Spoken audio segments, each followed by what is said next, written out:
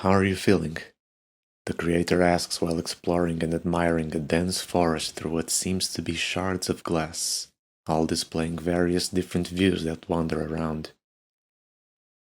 Completely and utterly bored, the master states, floating about on his back with his arms crossed. You never have before.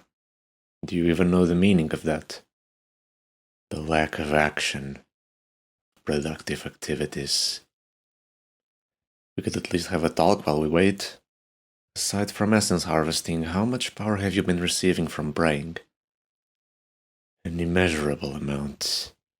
I am close to achieving my first goal. Do you ever plan on telling me about it? No. You will witness it with your own eyes, when the time is right. Curious yet mildly scared, he continues his exploration, the conversation having been short-lived. His attention is immediately gripped by one of the shards. It's displaying the inside of a cavern, and on its wall is a very interesting petroglyph. What is it? Look at this. The master leans closer.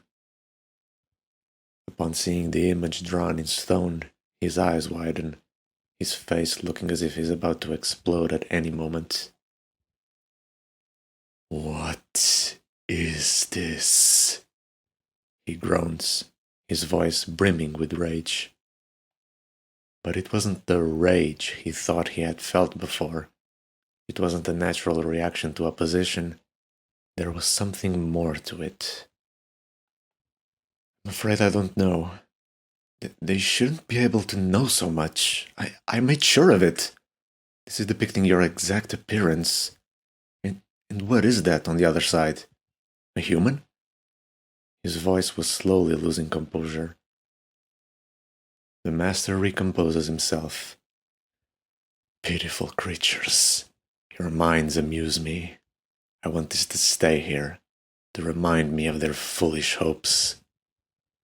Nothing is ever set in stone, thus we shouldn't worry about that meaningless vision. Regarding you being here, it could just be a coincidence. I don't believe in coincidences. Something is wrong. And yet, I find it entertaining that one or a few of them know about me.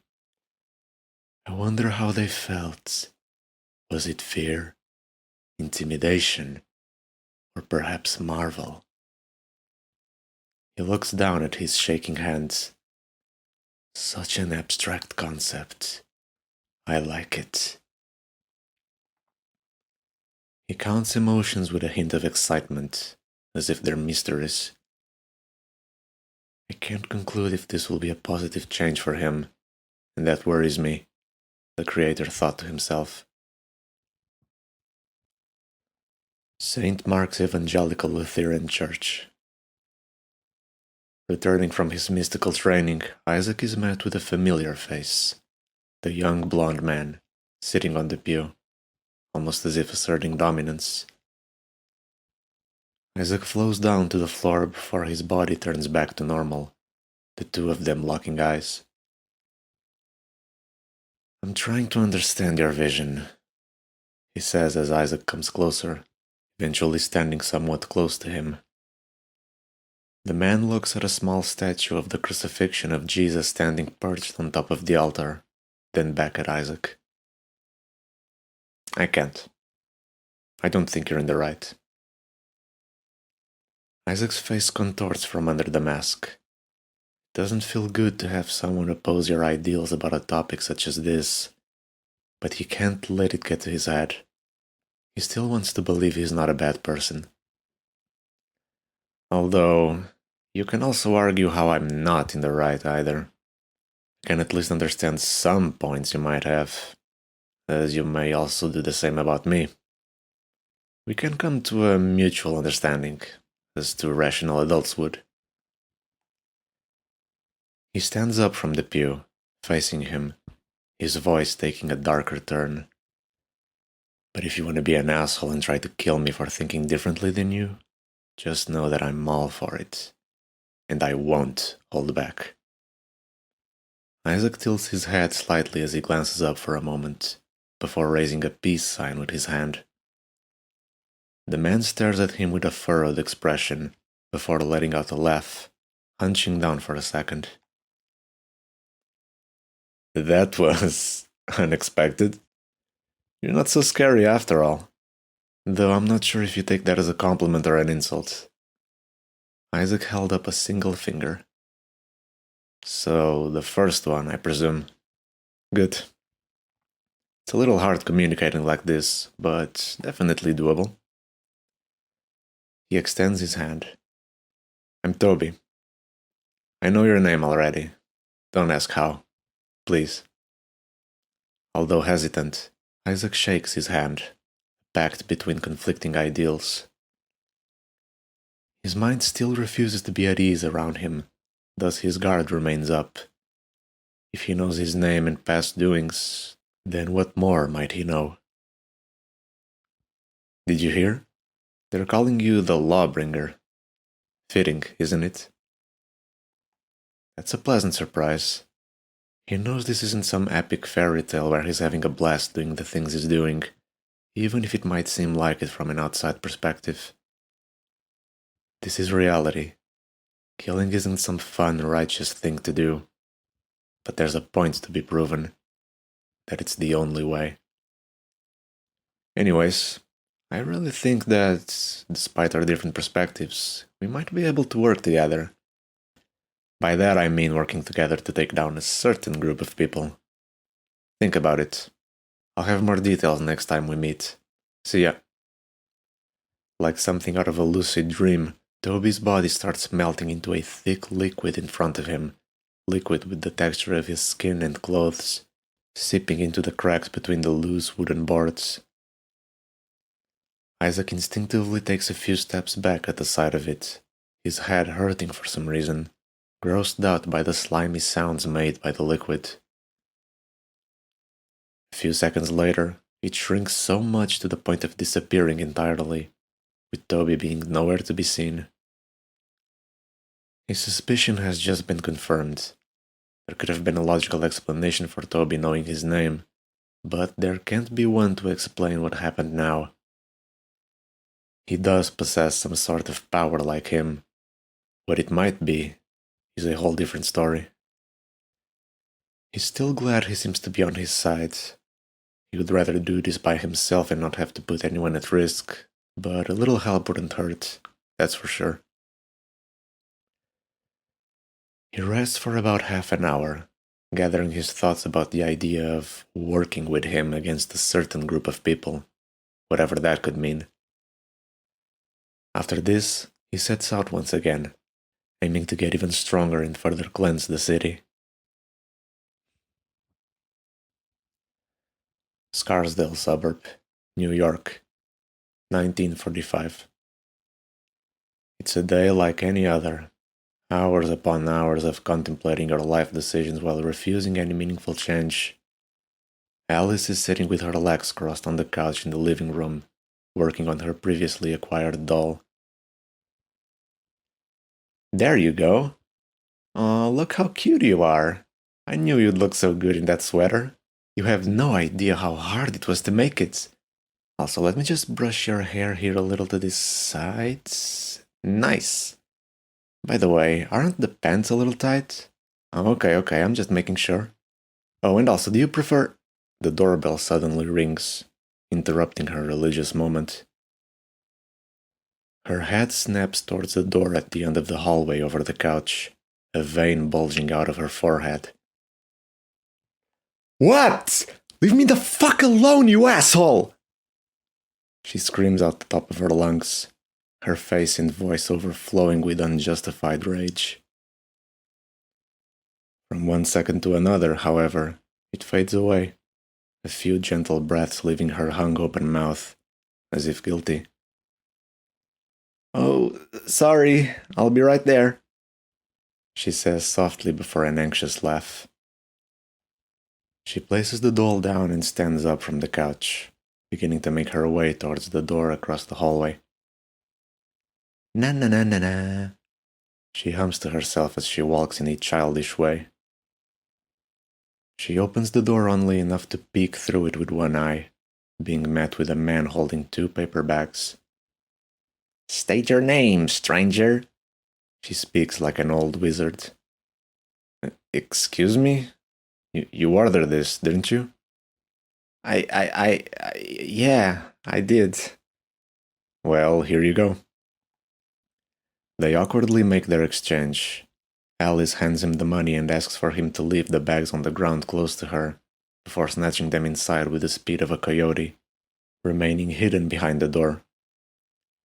"Anyway, bye." She abruptly closes the door in his face. She then walks back to the living room where she leaves the bags, then turns to the doll standing on the couch. Her body hunches down, her smiling face right in front of it. "Ready to join the others? Let's go!" She picks it up and hurries to her bedroom. Upon entering, she looks over to her shelf and searches for a space to put it in. Let's see. Here looks good. She places the doll in a free space in the lower right corner. "Guys, look! You got a new friend! Make sure to make him feel welcomed, or I'll be very mad. And you know very well you don't want to see me mad," she says in a playful tone. She goes back for the bags and brings them to her bedroom. Now sitting on her bed, she turns on her laptop, which was lying on it, before reaching for one of the bags and unpacking a burger. While eating, she begins browsing recent news articles, her eyes quickly settling on the most recent one regarding the vigilante named Lawbringer by the general public. Wow, that's so badass! Her eyes are filled with wonder as she learns about his actions. 121 guys in a single night! Not even the horniest woman can achieve that. She then sees the only available photo of the Lawbringer. Her eyes stare at it with an unblinking gaze, her mouth hanging open. She almost looks aroused in a way. "I wanted all of him," she whispers with a creepy tone, barely audible. Another bite out of the burger was taken, before bursting out in excitement once again. Oh my god, where is he? Where can I find him? Where? Wait, he's here! He's here somewhere! I can find him! I think? But how? She says frantically with her mouth full. Her head glances up at the ceiling as she thinks. He only strikes at night. I think I might just know how. Her thumb comes up to rub the photo on the screen, as if caressing him. You'll be mine soon, handsome, even though I can't see your face. You'll be a whole new man by the time I'm done with you. She carries on reading every single news article that has come out about him, an insidious obsession already in the works. Isaac is sitting on top of a rooftop, taking a break, watching over the streets until hopefully spotting a red person. It's been about 2 hours since he's begun another night of terror. Something's off today, though. The streets are even more barren than they already are. There's only one plausible explanation for this. They're aware of him now, and are being much more careful, avoiding the outside. 12 people have fallen today in the span of 2 hours, while yesterday he was at about 30 by the 2-hour mark. This is good news, however. If his mere existence can already shake people enough to prevent them from carrying out sins, it means his plan is working. They must know that sooner or later, they will pay the price with their lives. It has been a last resort for humanity for years, to establish order with fear, until he finally came along. unleashing that storm from its bottle.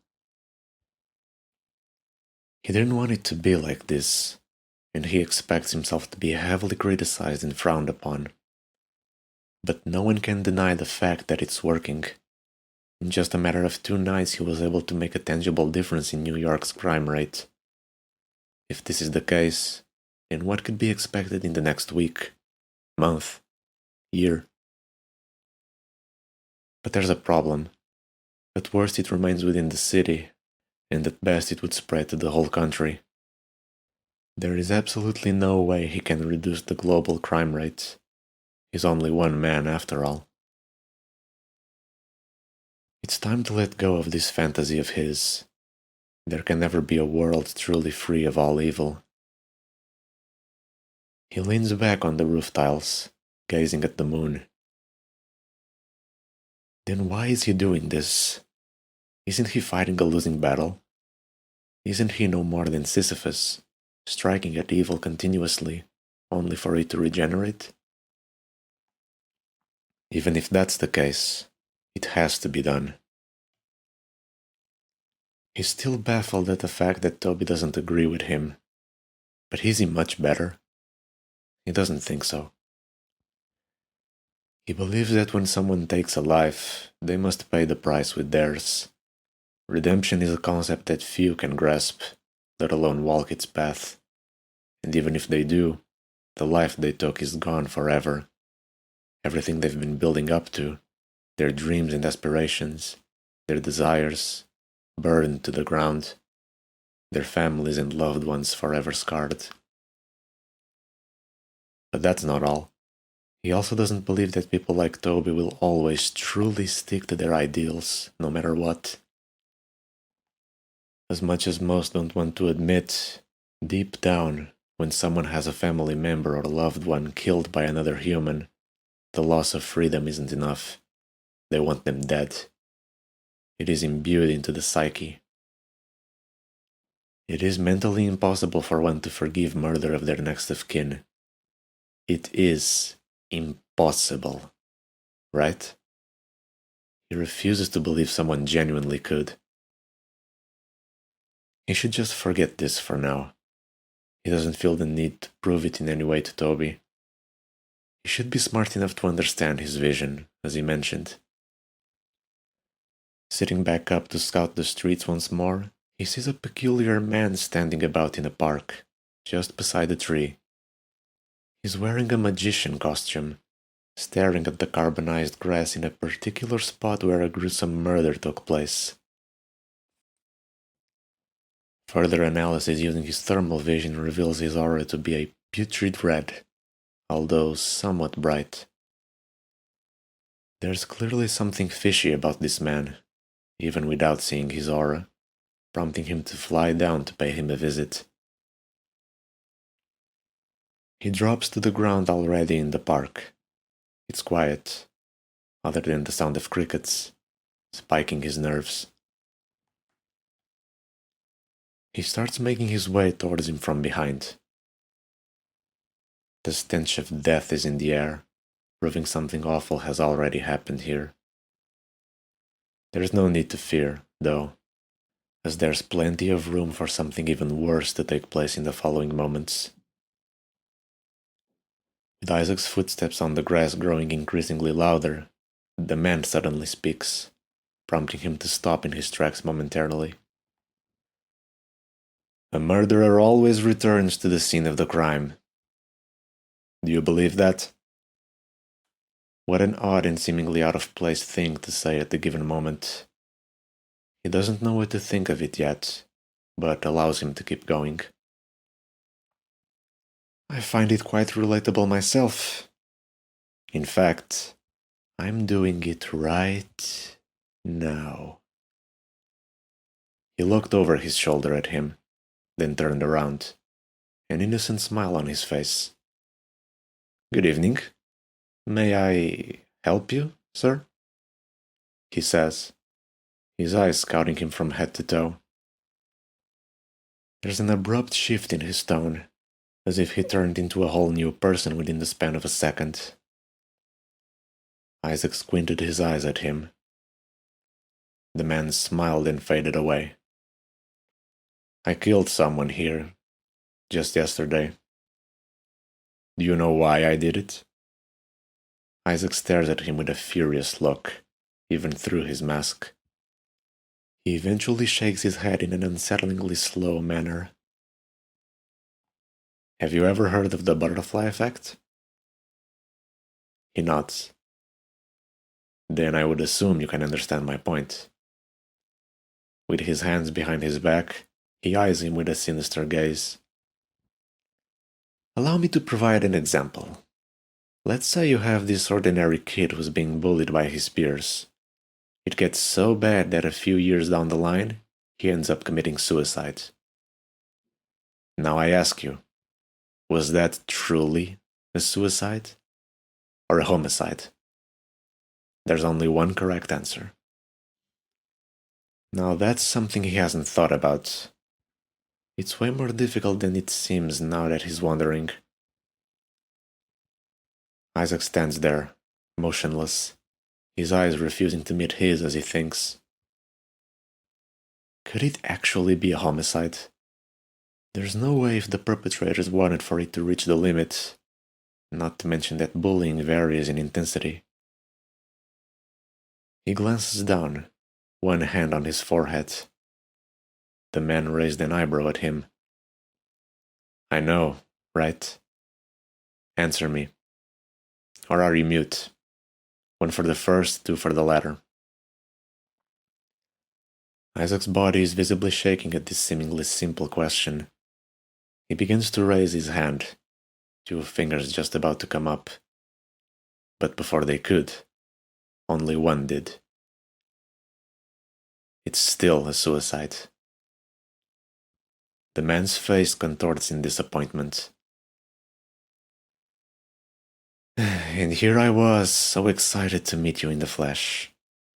I thought we weren't so different, you and I. Seems I was wrong. He sighs, briefly glancing at the sky, both hands on his hips. Still, I believe it is in our best interest to work together. We're both on a similar quest, after all. I just wish for someone to understand my perspective. If he had a penny for every time someone asked him to work with them, he'd have 2 pennies by now. Which isn't a lot, but it's strange that it happened twice in the span of 2 days. Out of the two, Toby remains a much more enticing pick. He smells extremism in this man, so much more than there is to himself. Look, it's okay if we don't see eye to eye. I think we'd make a pretty good team nonetheless. You are retributive justice, while I'm more of a preemptive justice kind of man. What do you say? He asked, getting close enough to dare plant his hand on Isaac's shoulder. Even though he's going to think about this perspective later, there's insanity plastered all over this man's face. He cannot be trusted, much less be considered for a partner in crime. And yet, Isaac did not realize in the moment that he's just as wrong as him. He immediately swats his hand away in disgust, prompting the man to take a few steps back, visibly offended. Oh, so that's how this is gonna be. Unfortunate. Isaac slowly assumed the combat stance, already preparing for the worst. Is this what you want? Alright, I'll indulge you. But let me warn you, I'm a bit of a handful. He swung his cape backwards, the wind blowing against the fabric before falling back down. Come at me! He shouted with open arms, his lips curving into a grin. A violent confrontation is about to ensue.